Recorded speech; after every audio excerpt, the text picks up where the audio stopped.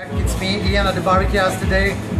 Restaurant I go on with Tony. So before I show you how to select your ribeye, now I'm going to show you how to cook the ribeye. So first what we're going to do, you see this piece here? Same piece as we had before. We're going to cut off about an inch and a half. That's a nice steak. I don't like to have my steaks too thin because otherwise they dry out. What we're going to do here is a nice chunk. Look at this here. This is fantastic meat. Look at that. This is what we want here. So what we're going to do here is trim off the fat. Just a little bit of fat. We're going to re-trim it again. And after we're going to use this to cook our steak. It's going to be the oil for our steak. So we're going to put this aside in a pan. There you go. And then we're going to put the steak in the other pan. And we're gonna move to the other station. I'm gonna teach you how to cook the steak. See you in a second. So we're at the range right now. I'm gonna show you how to cook the steak, the thickness. Remember, thicker is better. So remember we have this fat here that we trimmed off. We're gonna use it as oil for our steak. If you use like normal vegetable oil, it's gonna burn out. If you use butter, the butter is gonna burn out. This is a thick steak, so we need to take some time. See, it's gonna make a little bit of smoke here. We're gonna turn the fire down. There you go. We want some smoke, but not too much smoke. All right, so you see here our meat is all grilled. It's all like brownish. The pan is well oiled. We're gonna take it aside. Then we're gonna take our steak. We're gonna season it.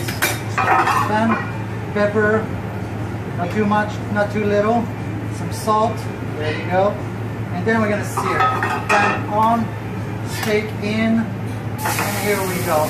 Now, the key to cooking a proper thick steak is when you sear, you leave it in the pan and you don't touch it. You count about a minute per side. Remember, my fire is at medium. We're not too hot. What we want to see, the smoke here, this is perfect. If it smokes too much, it means something is burning. This is not what we want. So remember, at the same time, while this is searing, we can season the other side of the steak here. Now you're gonna ask me, why a thick cut of steak?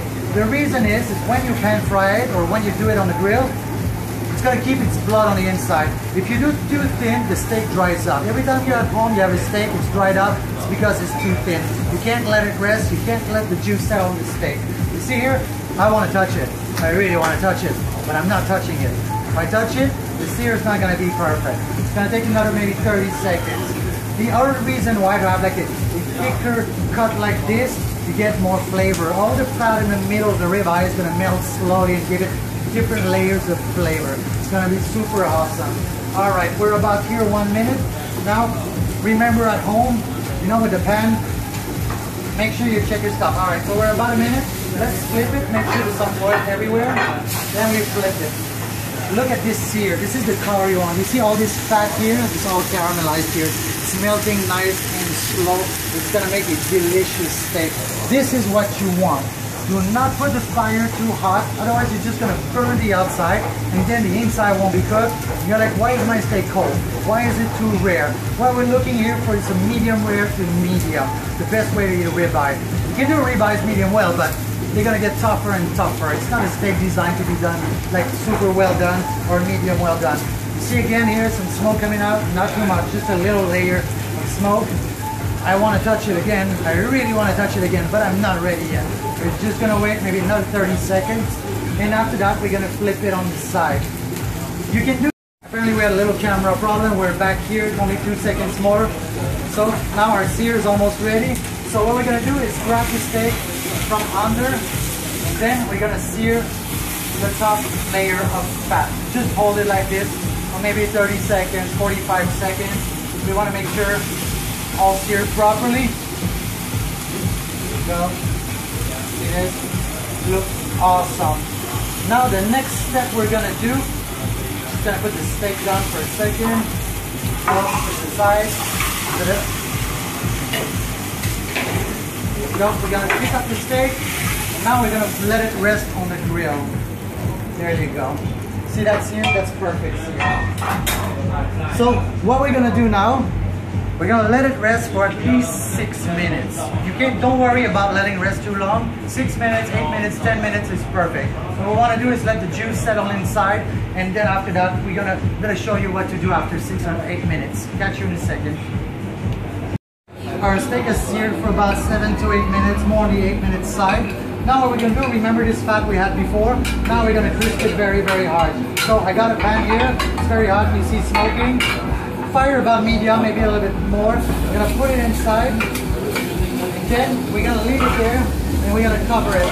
This is gonna take about 30 seconds. What we want to do is make the fat so crispy, it's like a Canadian bacon or something like that. So maybe too much smoke here, gonna turn it down a little bit. There you go. Yeah, so like I was saying, we want the fat super crispy, so in addition to your steak, it's gonna be super tender and delicious. You get a piece of the fat that you would normally throw in the garbage or not leave on the plate. And then, you know, you're gonna get this, you're gonna get two different flavors out of it. So I think we're about soon, it's gonna be ready. Let's just leave it there, let it close, make sure it's all melting nice and done. This is finished, I can put this aside. All right, we're good. Here, watch this. We're gonna open this pan here. How crispy and getting very much crispy. Again, we're gonna cover for another maybe 30 to 45 seconds. This is a fast operation you're gonna see. I'm gonna use another pan to finish the cook on the steak. And here I have half and half butter and water melted together. The reason is when we're gonna put this in the pan, the steak back in the pan, if we put just butter, it's gonna burn out. If we do this, the butter's not gonna burn out, and then we can re-sear our steak, finish with cooking here. So that's ready. I also have a chunk of butter that we're gonna use after to butterize the steak. It's gonna give it super crisp, super caramelized, it's gonna be awesome. And then we're gonna finish it with a sprig of rosemary at the end to give the final touch on top to a multi-layer in our steak. Very, very simple. I think we're about ready here, right? Yeah, I think so. Let's go see what's happening here. There. Go. Whoa, look at that. So beautiful and caramelized here. So the pan is still hot. So we can move this on the side here, and then move our steak pan in. Just let this go on the side here.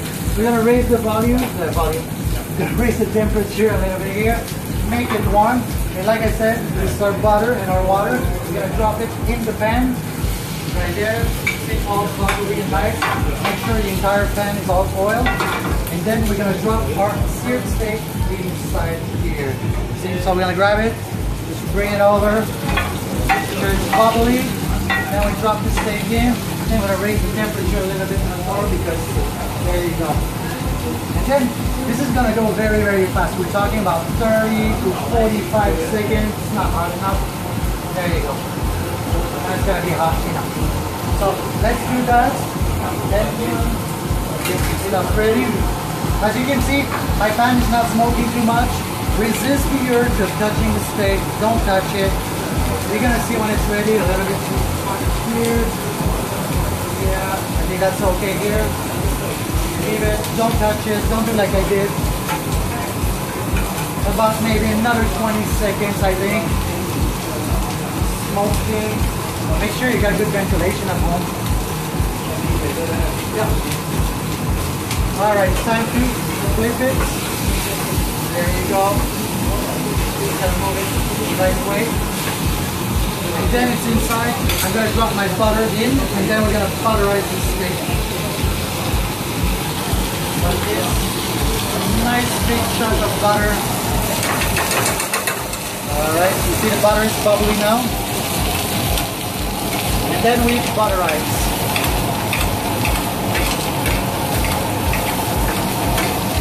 Alright, then we're gonna add our sprig inside as well to give the flavor. There you go, and then we just butterize. I call this butterizing, I don't know if the real term.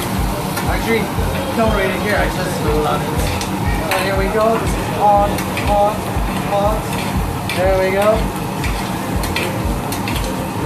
So this is gonna be fantastic. I think we're about ready here, 2 more seconds. There you go. And done, we stop the fire, and we're using my there. Then we're gonna put it on the board here. Watch this. Just fantastic steak. There you go. I'm gonna grab a knife.